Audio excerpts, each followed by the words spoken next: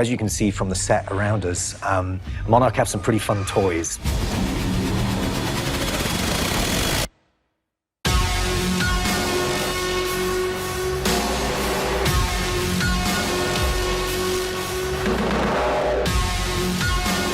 Monarch is an organization that's grown up now in a world where we know these creatures exist. So they have every resource they could need at their disposal. They have incredible aircraft, incredible bases. There's a lot of toys. Underwater base, underwater subs, harpoon turrets that hold monsters down. There's all kinds of stuff. To me, it only made sense that when facing the potential threat of giant monsters, humans would do what they do best, which is build bigger weapons and bigger vehicles to confront that threat. Ever since 2014, when the monsters really became a problem, they've stepped up their game. Basically, any environment where they might encounter these creatures, Monarch and the military have come up with sleek new technology to deal with that. Mankind will never go down without a fight. The Godzilla story takes place on planet Earth. We're, nudging it a bit toward the future and the technology that Monarch is behind. But basically, it all has to be grounded in a way that's familiar, but also just has enough of a nudge to be next gen. That was how we would treat their vehicles and devices and capabilities. Where will we be in 5 years? Or probably, where is the government actually right now? Barnes, contact the Argo. Yes, ma'am.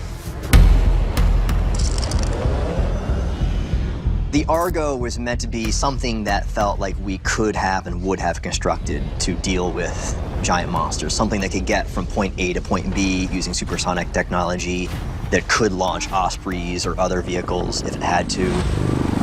It's basically a flying aircraft carrier at a certain point. There's a lot of gadgets in this film, most notably the Argo, in which we're shooting endless scenes on. The Argo is this massive ship that is so big I don't know if it could fly, and also has hovering VTOL capabilities. As an aviator, I call baloney. But it's still pretty fun. It's still cool. Argo to Gold Squadron. Let's lure this turkey away from the mainland straight to Monster Zero. The Argo allowed our characters to be in the middle of the action. Because a lot of Godzilla films tend to depict your human being sort of locked away in fortified bunkers, watching everything on a monitor, whereas the Argo allowed us to actually put them in the action. They're putting their lives on the line by actually flying to where these events are taking place. We lost the squadron. ETA to Monster Zero, 30 seconds. I love the concept of an armored flying vehicle to take on Rodan, Ghidorah, or Godzilla, but really wanted to come up with something that felt real. The Argo was meant to be sort of a tip of the hat to flying wings, the stealth bomber. The interesting challenge was to keep it grounded, but also give it a little extra life without turning things like gigantic carrier airplanes into spaceships. I've always been impressed by sort of the whole line of flying wings. They felt like something that would have rolled out of Area 51.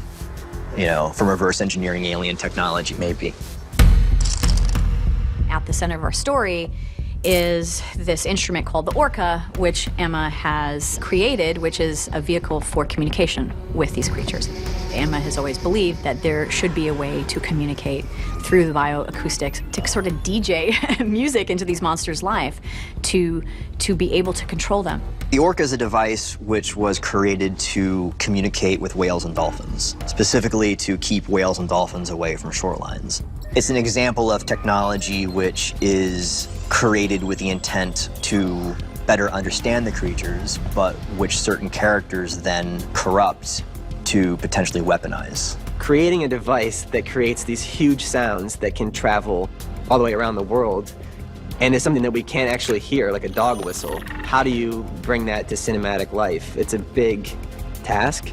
And we treated it like a fun little science experiment, where we started building, okay, it has to be durable, it has to be portable, it has to have speakers. And it was really just like two kids making up this device and what it would be. We wanted the Orca to feel like something that could exist, something that was real, but also because it's a prototype, we didn't want to feel too sleek and modernized, not something that was designed by Apple.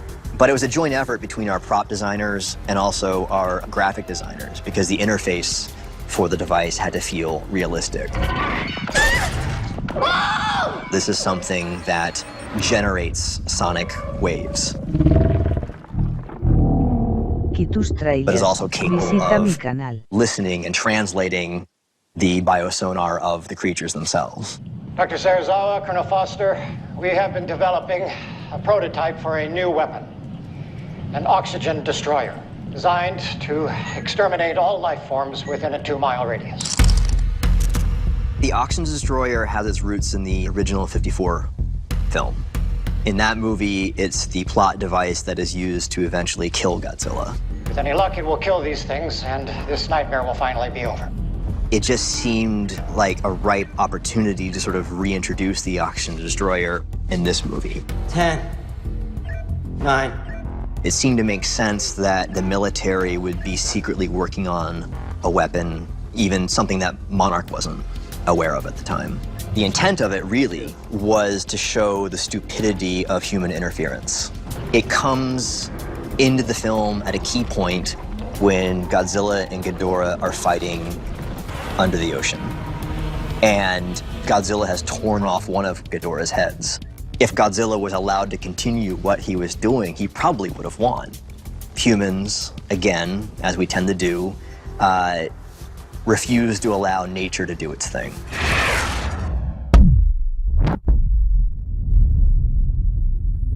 The oxygen destroyer destroys our only chance of beating Ghidorah, which was Godzilla. And Ghidorah is unfazed by the weapon because he's not necessarily of this earth. Serizawa's submersible was a fun little project because we knew that we wanted Serizawa to take a small sub into Godzilla's lair. The hard part was that a lot of modern-day submersibles aren't all that aesthetically pleasing. The real submersibles that are used today, most of them are clunky and very spherical so that they can handle the pressure of being so deep underwater. And we wanted something a little bit more aerodynamic, something a little bit sleeker. We wanted to feel like it's a rocket shooting him into the next life, as opposed to this stupid little orb that's floating like a bubble in the water. Even the drones that they sent out. They send out drones that, yes, work underwater, but when necessary can rise up out of the water and become an aerial drone.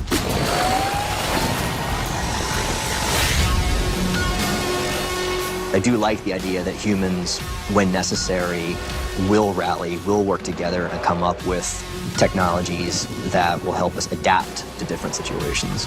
It's fun to play around with that. It's, it does bring you back to that childlike imagination where anything is possible.